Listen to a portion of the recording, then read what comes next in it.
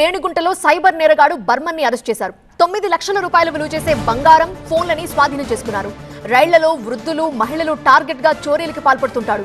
Cell ఫోన్లు దొంగలించి వాళ్ల bank ఖాతాల్లో నుంచి క్యాష్ ని ట్రాన్స్ఫర్ చేసుకుంటున్నాడు. తర్వాత బాధితుల ఫోన్ల నుంచే ఆన్లైన్ బెట్టింగ్లు, చోరీ చేసిన ఫోన్ల నుంచే ఆన్లైన్ లో గోల్డ్ షాపింగ్లు చేస్తున్నాడు. చెన్నై స్టేషన్ అడ్రస్ తో డెలివరీ తీసుకున్నాడు బర్మన్.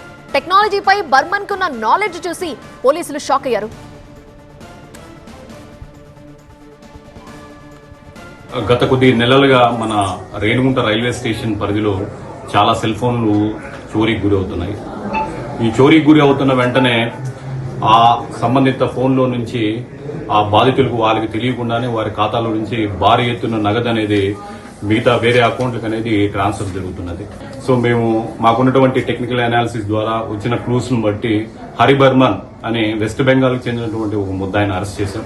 సో అతన్ని పట్టుకున్న తర్వాత ముఖ్యంగా మాకు అతని దగ్గర నుంచి ఒక 55 grams worth of gold, 3 cell phones, ఒక ట్యాబ్, ఒక Apple watch and iPods and 3000 cash, so మొత్తం 9 lakhs వర్త్ ఆఫ్ ప్రాపర్టీ అనేది రికవరీ అయిందనమాట.